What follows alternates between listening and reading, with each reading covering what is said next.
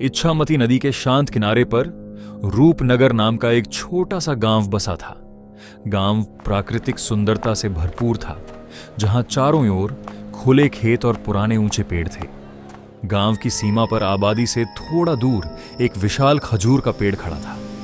उस पेड़ के ठीक बगल में मिट्टी का एक छोटा सा घर था, जिसमें दीनानाथ का परिवार रहता था। दीनानाथ अपनी पत्नी सुमति और बड़े बेटे हंस, निशांत और छोटी बेटी निशा को छोड़कर पैसे कमाने समुद्री जहाज पर गए, लेकिन फिर कभी वापस नहीं लौटे। सुमति ने अपनी गरीबी से लड़ने के लिए अपने बगीचे की सब्जियां बाजार में बेचना शुरू किया। बाजार गांव से 1 मील दूर था, इसलिए उसे सुबह जल्दी निकलना पड़ता और लौटते लौटते शाम हो जाती थी। गांव में उस खजूर के पेड़ को लेकर एक खौफ था। लोग कहते थे कि शाम ढलते ही उस पेड़ से एक भयानक दाना नीचे उतरता है, जिसकी जीभ बहुत लंबी और नुकीली है। सुमति हमेशा अपने बच्चों को उस पेड़ से दूर रहने की हिदायत देती थी। एक दिन गर्मी के मौसम में अचानक काल बैसाखी का भीषण तूफान आया। आसमान में काले बादल छा गए और बिजली कड़कने। सुमति अभी बाजार में ही थी। उसके साथ ही दुकानदार बिंदु काका ने आवाज दी, मुझे लगता है तूफान आएगा, थोड़ा ठहर जाओ। नहीं काका, रुकने से नहीं चलेगा, मुझे जल्द से जल्द घर पहुंचना है। जैसे ही सुमति की बात खत्म हुई, बिजली की चमक के साथ बारिश की बड़ी बड़ी बूंदें नीचे गिरने लगी। बेटी, इस तूफान में तुम पहुंच नहीं पाओगी और यह तूफान इतनी जल्दी खत्म नहीं होगा।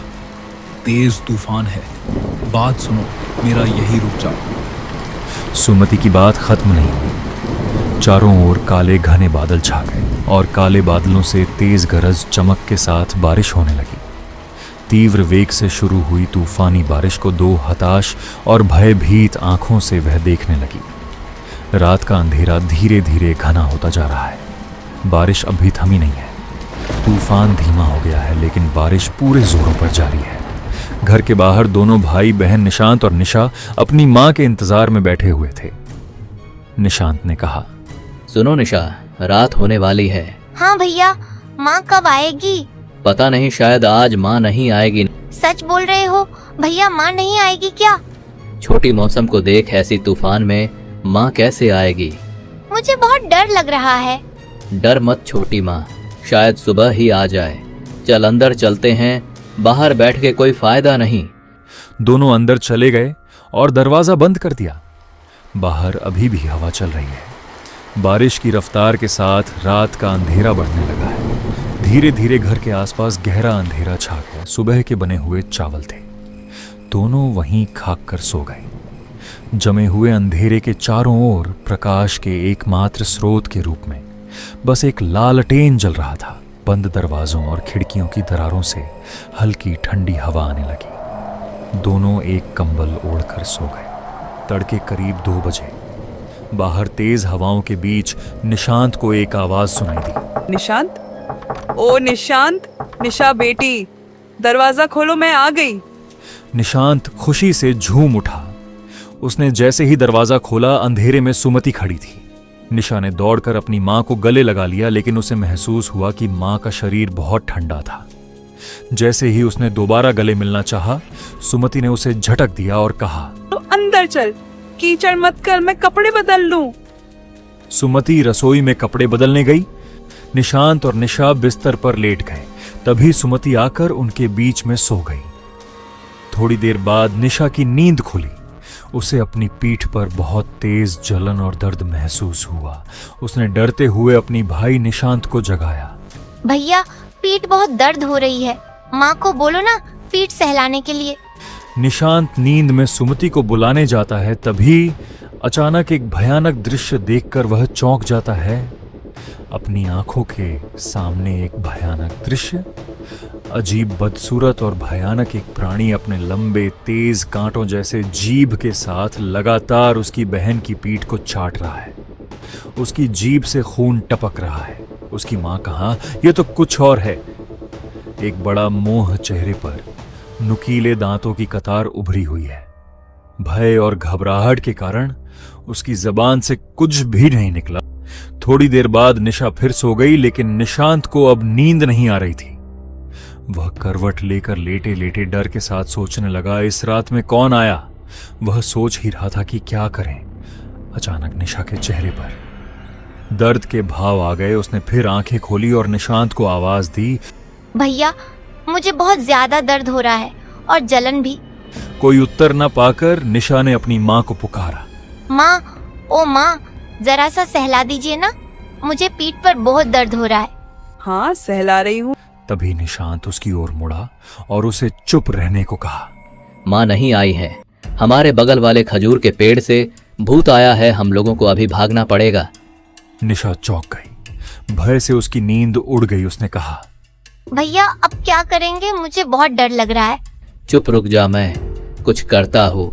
माँ, ओ माँ, निशा को पेशाब आई है। सुमति के स्वर में जवाब आया, जा जल्दी आना। पर माँ, निशा को डर लग रहा है, मैं उसके साथ जाऊं क्या? ठीक है जा, पर जल्दी आना। बाहर मौसम भी खराब है और उस तरफ का खजूर का पेड़ भी अच्छा नहीं है, एक भूत रहता है, उधर मुश्किल हो जाएगी, जल्दी आना। दोनों बच्चे धीरे धीरे बिस्तर से उठे और दरवाजे की ओर गए। निशांत ने निशा का हाथ कसकर पकड़ लिया और दरवाजा खोलकर बाहर चला गया। फिर धीरे धीरे दरवाजे पर कुंडी लगाते ही दरवाजे में एक हल्की सी आवाज हुई। तुरंत अंदर से एक तेज खून जमा देने वाली चीख निकली। तुमने मुझे बंद कर दिया बदमाश। बच्चे खोल खोल, जल्दी से खोल, वरना तुम दोनों की गर्दन को मरोड़ दूंगा। भाग, जल्दी भाग बहन, जल्दी भाग। इतना कहकर दोनों भाई बहन बहुत तेज गति से भागने लगे। पीछे से दरवाजा खटखटाने की आवाज और उस अजीब सी चीख की आवाज आती है, खोल मुझे, खोल खोल, रुक जा रुक जा। कुछ ही पलों में दरवाजा तोड़कर जीव अपने एक पैर पर कूद कर बाहर आ गया और बड़ी तेजी से उनका पीछा करने लगा। फिर आसमान टूट पड़ा और तेज आंधी के साथ बारिश होने लगी। दोनों बच्चे बारिश की परवाह ना करते हुए तेजी से दौड़ने लगे। खेत, मैदान, बांस के जंगल को पार कर वे धीरे धीरे दूसरे मोहल्ले की ओर आ गए। अभी भी वह अजीब भूत उनका पीछा कर रहा है। जितना हो सके तेजी से दौड़ते हुए उस मोहल्ले का पहला घर अचानक सामने आ गया। दोनों उस घर के दरवाजे पर आ गए और तेजी से दरवाजा खटखटाने लगे। खोलो खोलो, दरवाजा खोलो, बचाओ, खोलो खोलो, दरवाजा खोलो। कुछ ही देर में घर के मालिक देवराज गोस्वामी ने दरवाजा खोला। अरे क्या हुआ है बच्चा, इतनी रात को? हम लोगों को बचा लो, वो मार डालेगा हमें, हमें बचा लीजिए। तभी निशा निशांत के कंधे पर बेहोश हो गई। देवराज बाबू ने बिना देर किए जल्दी से उन दोनों को अंदर ले लिया और दरवाजा बंद कर दिया। फिर कुछ देर बाद जब वो दोनों संभल गए तो गोस्वामी जी ने निशांत से सब कुछ बताने को कहा। गोस्वामी जी की पत्नी निशा को संभाल रही थी। निशांत धीरे धीरे गोस्वामी जी को सब कुछ बता देता है। सब कुछ सुनने के बाद देवराज बाबू ने कहा, भगवान की अशेष कृपा है, तुम लोग बच गए। तुम्हारे घर के पास वाला पेड़ अच्छा नहीं है।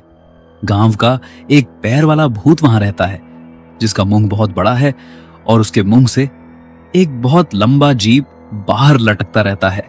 खैर, अभी ये सब रहने दो। बच्चों, तुम दोनों आराम से सो जाओ।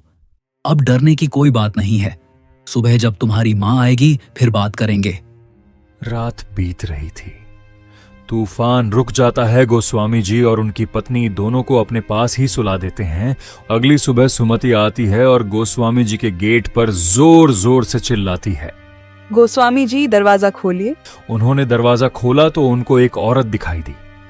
चेहरे पर भय के भाव, डर से चेहरा सूख गया है। अरे ओ गोस्वामी जी, मैं सुमति हूँ, मेरे बच्चे नहीं मिल रहे हैं। गोस्वामी जी समझ गए और उसे तुरंत अंदर बुला लिया। गोस्वामी जी ने धीरे धीरे सारी घटना बताई और दिलासा दिया कि बच्चे सही सलामत हैं। यह सुनकर सुमति देवी का चिंतित मन थोड़ा शांत हुआ। उसने दर्द भरी आवाज में पूछा, मेरे बच्चे तो सही सलामत हैं, लेकिन अब क्या होगा? ऐसी अवस्था में ये घर छोड़ के कहाँ जाऊंगी? मेरे पास तो कहीं और घर बनवाने के लिए पैसे भी नहीं हैं। तुम परेशान मत हो, मैं कुछ ही देर से पास वाले गांव जाकर एक तांत्रिक को लेकर आता हूँ। वो जरूर कुछ न कुछ रास्ता निकालेंगे। दोपहर में गोस्वामी जी, सुमति, निशांत और निशा उनके घर गए। लोगों की मदद से वह भूतिया पेड़ उखड़ गया और पड़ोस के गांव के एक तांत्रिक ने उस स्थान पर यज्ञ किया और कहा, इस जगह को मैंने मंत्रों से वंदन कर दिया है और चिंता की कोई कारण नहीं है। कुछ दिन बाद यहां अच्छे से सब्जी लगाना, इस जमीन में सब्जी उगाने से पैसों की कमी नहीं रहेगी। तब से सुमति उस जमीन पर सब्जी उगाने लगी और पैसे कमाने के लिए उन सब्जियों को बाजार में बेचने लगी, बच्चों को स्कूल भेजकर शिक्षित करने लगी। इस प्रकार सुमति के परिवार में एक सुंदर सुखी परिवार का निर्माण हुआ।